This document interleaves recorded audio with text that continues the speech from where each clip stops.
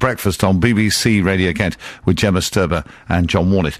Medway Council has until the end of the week to submit its bid for city status. If it's successful, it'll be third time lucky for the authority, which has been bidding for the title since 1998.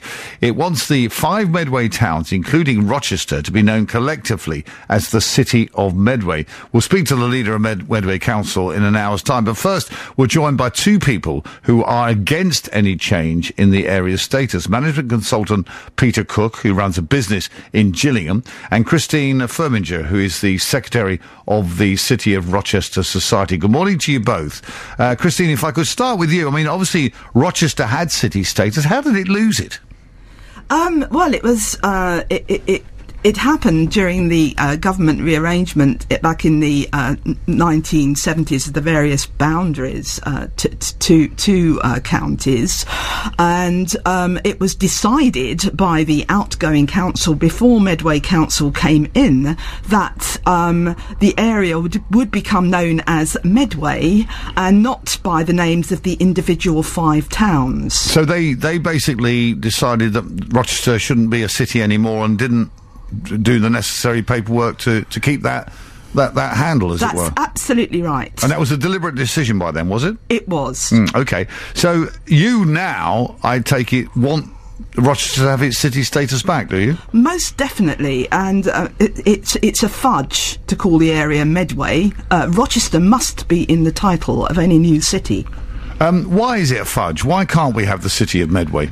You don't right a wrong by covering it up. It never works. It leaves a nasty taste afterwards, frankly. I just don't feel it's going to work. I'm sorry.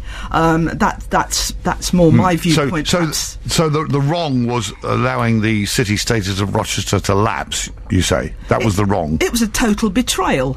We weren't told about it. It wasn't discussed with local people. Well, let's now turn to Peter Cook. You run a business in Gillingham, don't you, Peter? Why are you opposed to Medway as a whole getting city status? Well, I've written several books on business over the years. I feel I'm qualified to say there's not a shred of evidence that conferring city status actually produces the economic benefits that Rodney Chambers claims there will be, is one thing.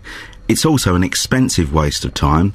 Chatham, we're sitting in it now. It's closed effectively to the public because they ran out of money to finish the roadworks here. It would be better for the council to actually do public services rather than spend money on marketing campaigns and hubris. Speaking, though, to business people, say in Brighton, for them, they say that, it's brought, more importance to the place as a city rather than as a town. What would you say to that? Well, on the politics show yesterday, the leader of the Brighton there did actually say that he couldn't put his finger on anything that really from the city that had actually caused that indeed Brighton had punched above their weight and done quite a lot of promotion to make itself a capital city. But therein lies the interesting difference, because Brighton is an area and a single area, whereas Medway is 5 towns with no particular city centre. And the residents of Medway who were asked on the television show, most of them said they were either disinterested or felt that it had no identity or centre to it.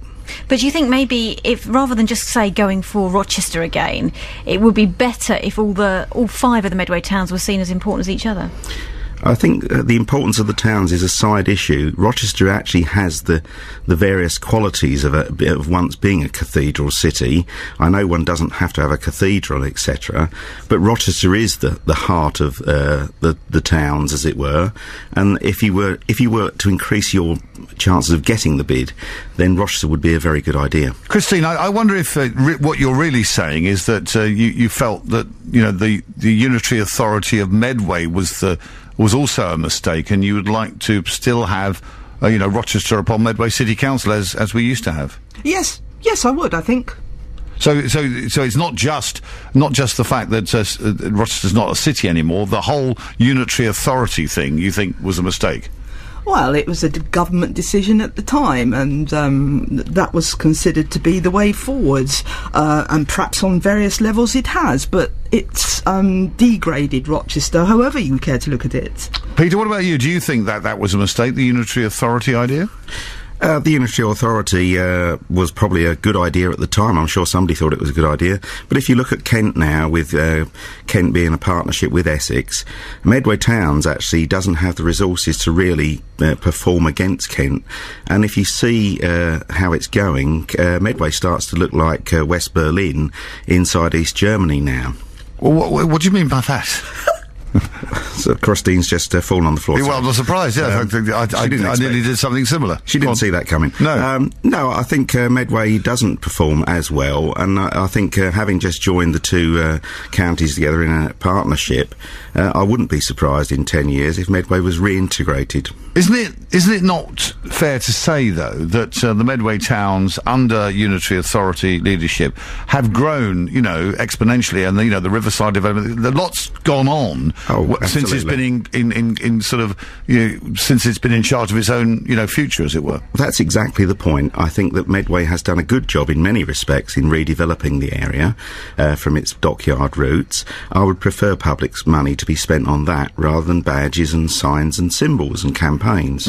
So where are we? They put their bid in by the end of the week. Do you think? Right. I mean, to be honest, they're not even the favourites with the bookies. I think Maidstone's ahead of them in the betting stakes, aren't they? So do you think they've got any chance of getting this?